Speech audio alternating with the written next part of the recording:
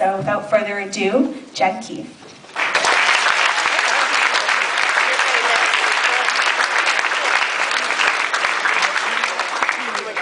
Rivers, hello. It's so good to be back. I really am so overjoyed to be here. Thank you to Opie, who I don't think is even here, for asking me to come. So as mentioned, graduated in 2008. I was a little bit obsessed with Rivers. Kind of cried myself to sleep after graduating for a couple nights, which is totally normal, I think. Furthermore, on the last day of classes, which was last Friday, I believe, right? Right? Yeah. Okay. So I was hanging out in Upper Haynes, which at the time was like the campus center, much to the English department's dismay. It's very loud. The bell rang to signify the last class of my high school career, and my friend Shannon Deedy, as is her way, sometimes very darkly said, "High school just ended." And when she said that, I wrapped myself around this pillar in Haynes Hall. And Miss Enright, I believe you witnessed this. And Shannon told me after that, Miss Enright whispered to Shannon, "Is she going to be okay?" The answer, I turned out, semi-okay. So I thought, you know, it's May, it's spring. Spring's always my favorite time of the year. I thought I'd talk about some Rivers spring-themed memories. Now, I think I speak on behalf of most of the students here when I say that my favorite event of the springtime is not prom, it's not the last exam, it is the Bloodmobile visit to campus. So I gave blood a total of 3 times, 2 of which were successful, so do the math there. My senior year I gave blood. I was pumped, you know, you missed class, got out of soccer practice one time, sorry, yes, Dawn. And most importantly, you get Fig Newtons after you donate blood. They sit you on that bench, you get Oreos and Fig Newtons, so I was all jazzed to give blood. So I go, do my thing, give my blood, do my part, sitting on the glorious cookie bench. And folks, I started to see the light.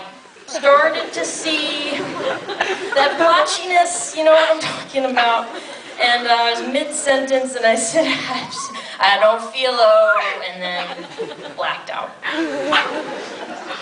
So I arose, flat on my butt, on the floor of the Bloodmobile. And you would think that when someone loses consciousness temporarily, that the people surrounding you would be kind of concerned when you regained consciousness. But no, my friend Shannon, she's trouble, my friend Shannon, my friend John, as well as the nurses, were laughing when I woke up.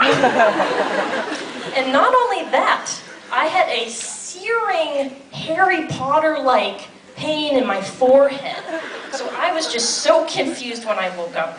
And Shannon says, "Jen, you gotta go to the bathroom and see your head." What are you talking about? So I go to the Haynes Hall bathroom. God, I spent a lot of time there apparently.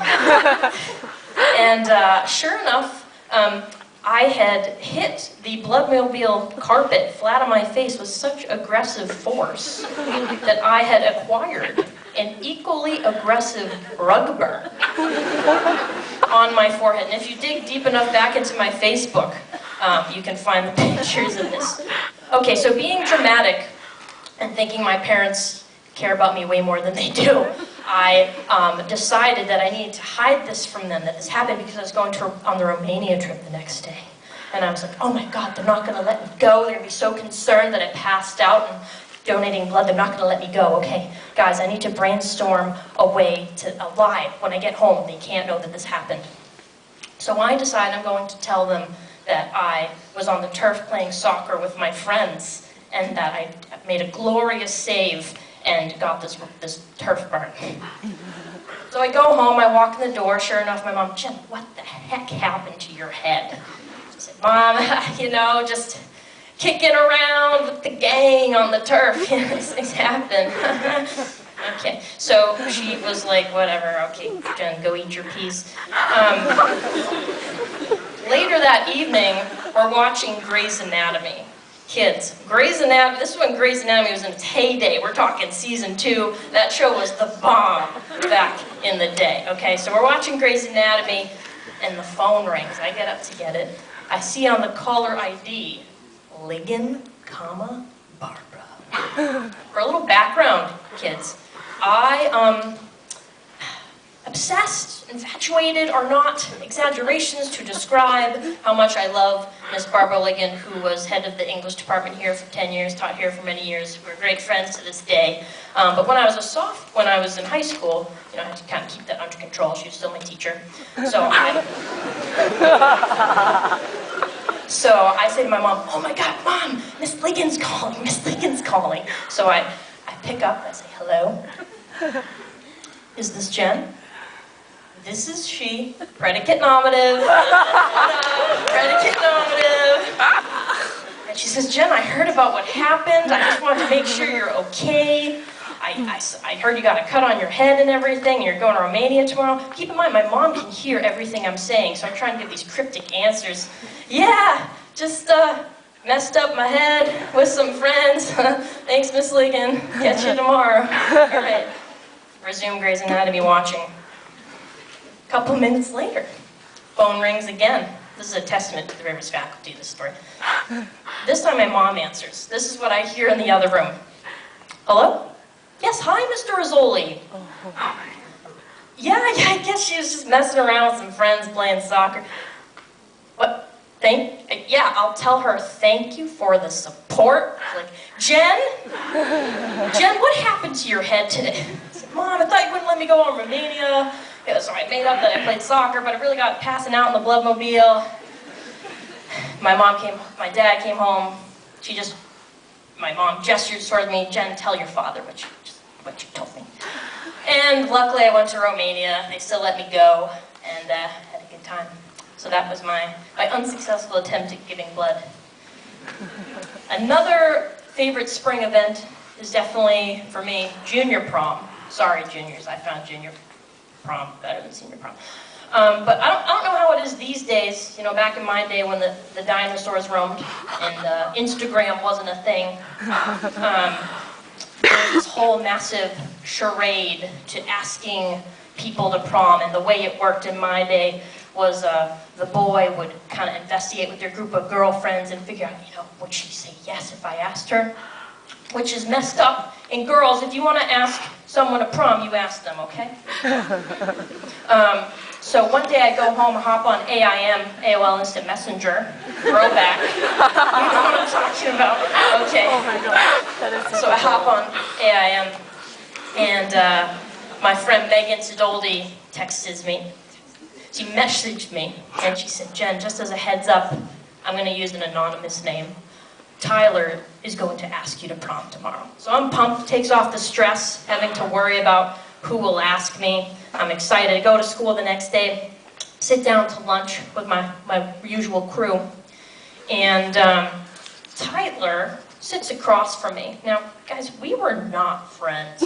You don't have to be friends to go to prom together. You know that. You just see who you stand next to in the pictures. So this was extremely unusual that Tyler was infiltrating my lunch group.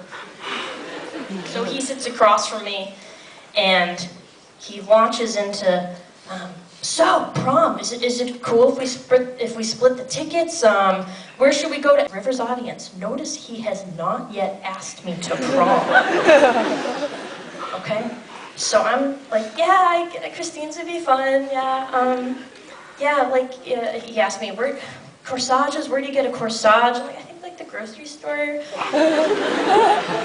"What color is your dress? Don't people like match their thing to the girl's dress?" I'm like, "Yeah, sometimes it's white." And then lunch ends, he leaves, Tyler leaves, my friends all scooch over. "Oh my God, did he ask you about?" I said, "Guys, no, he didn't. He just talked about prom as if we were going to prom, but he didn't actually ask me to prom." So I go home that night and I call my friend Jack, who, unlike me, is genuinely friends with this person and knows him. So I say, "Jack, the weirdest thing happened today. Tyler sat next to me at lunch and was talking about the details of prom as if I already knew I was going with him, but he didn't ask me." I can almost hear Jack shaking his head over the phone. And he says, "God, Tyler, he's so dumb sometimes. All right, Jen, don't worry, I'll figure this out. We'll figure this out. I'm so sorry this happened to you." That night, I get a novel-length text from Tyler saying, gosh, Jen, I can be such a doofus. I'm sorry I'm such a nerd about this stuff. I promise tomorrow I'm going to properly ask you to prom and we're going to have a great time. Next day, again, and I'm sitting in Higgins Hall, and Tyler, I see him walk by, and he sits down on this bench, looks left, looks right, tomato red. Jen, will you go to prom with me? And that's how I got asked to prom. So romantic. Okay, so my first foray into public performance actually occurred in the spring at Rivers. I was a freshman at the time, and my friend Stina Seaven was on the softball team with me. And Stina was a junior, and she was running for class president. And Stina was brainstorming what she should do her speech about. And my friend Becca chimed in, hey, you should have Jen rap for you. Background, I should probably explain. Somehow I became a rapper in middle school. Happens to everyone, right? It's a thing, right? Stina said, oh my God, Jen, that would be so fantastic. Would you be willing to rap for me in front of the whole school as a freshman? I said, yeah. And again, this was, at this point, almost 9 years ago. It'd be super pathetic to remember the whole thing word by word, but I suppose I could try to remember what I can from it.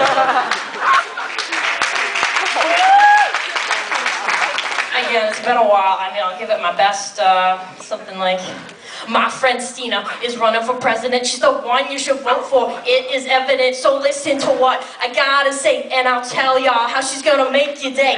And Stina's not gonna lie back and not do any work, cause like Kanye said, that drive a same man bizarre. If you need something done, she'll do it super fast with integritas that is unsurpassed. Stina's well balanced, if you may. In the winter, she performed in the school play. Fall season, she was manager for the soccer team. In the spring, she played softball, which of course is supreme. The arts, sports, she does it all. Just pick the category into which you fall. Clearly, she's a kid we can all relate to. So give her the chance to make a government debut. Stina's wicked funny. She was spice up Oscar meeting. These are the countless reasons why you should elect Steven, yet here's one more thing to add to your list. Stina's got the perfect voice for saying you're dismissed, so if you strive for Rivers to thrive and survive, Stina for president 0605.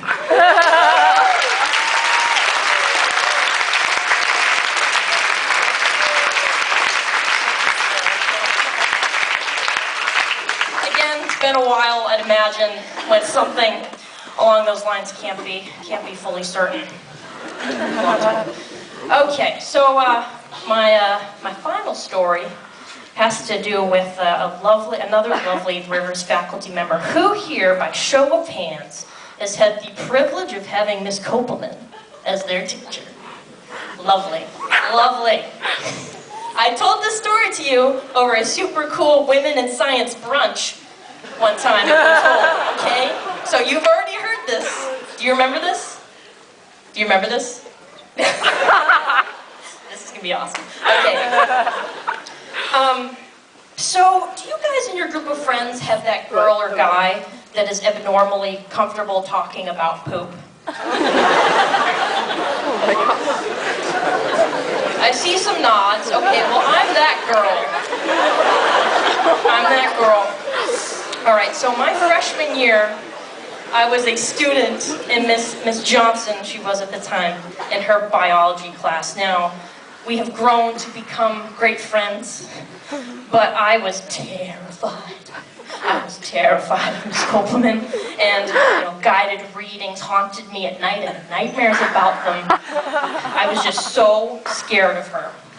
So one day after it was E-block, do you have blocks? No, it's different. Okay, well E-block was after lunch. So I went from lunch to class. I was the first person in class that day. I sit down. The rest of the class files in. And Miss Johnson comes in, bell rings.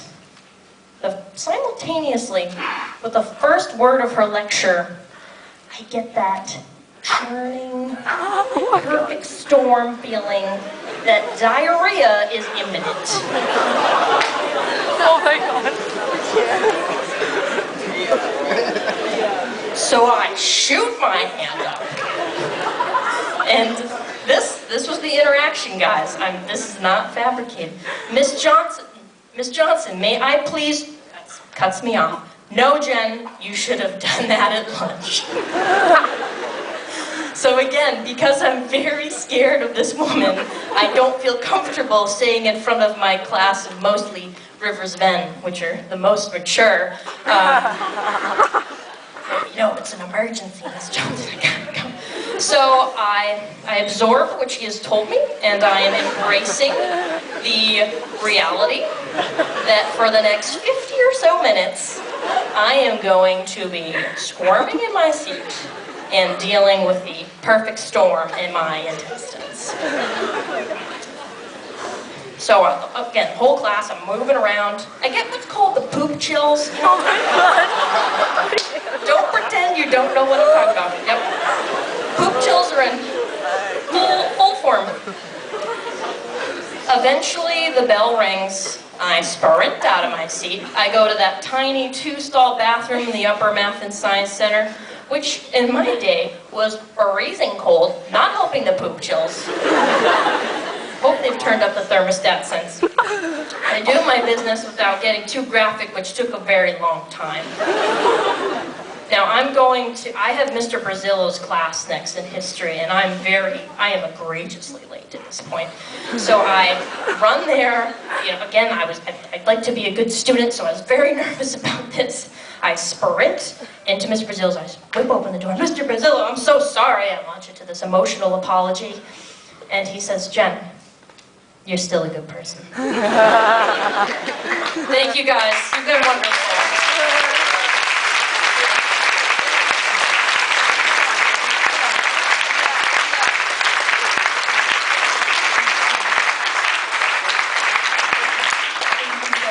And just on one more last note, everyone can follow Jen on Twitter at Jen_Keefe.